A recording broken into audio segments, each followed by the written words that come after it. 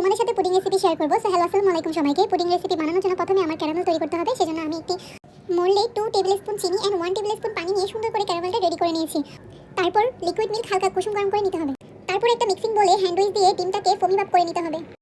Hand which দিয়ে ডিমে foamy ভাব তৈরি করতে অবশ্যই কিছুটা সময়ের প্রয়োজন হবে।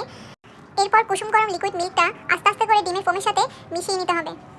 সো এই তো আমার পুডিং রেডি। এবার আমি অন্য একটা মিক্সিং বলে কেকটা রেডি করে নিব। কেক রেডি করার জন্য আমার একটি ডিম লাগতেছে আর 1/3 কাপ চিনি লাগতেছে। আমি ডিমটাকে প্রথমে ফাটিয়ে নিব ইলেকট্রিক বিটার দিয়ে, কিছুটা সময় বিট করে দেন আস্তে আস্তে করে আমি চিনিটা 3 ধাপ করে অ্যাড করে নিব। 3বার করে অ্যাড করে নিলে কি হয়, চিনিটা খুব সুন্দর করে গলে যায়। এটা আপনারাও ট্রাই করতে পারেন।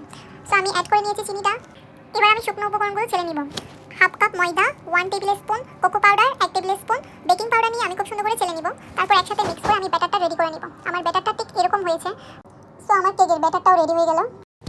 এরপর ক্যারামেল করা মোলটাতে পুডিংটা দিয়ে দিব। এরপরে চকলেট কেকের ব্যাটারটা যেটা রেডি করে রেখেছিলাম সেটা দিয়ে দিব। একটা একটার সাথে অবশ্যই মিশে যাবে না, ভয় পাওয়ার কারণ নেই।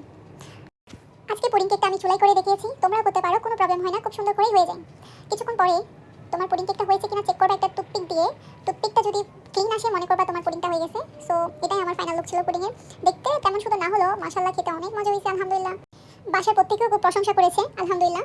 মুখে দিতেই যেন মিলিয়ে যাচ্ছে, এত মজা হয়েছে। সো তোমরাও ট্রাই করবা, ট্রাই করে অবশ্যই আমাকে জানাবা। So thanks for watching my video. আল্লাহ হাফেজ সবাইকে, ভালো থাকবেন সবাই।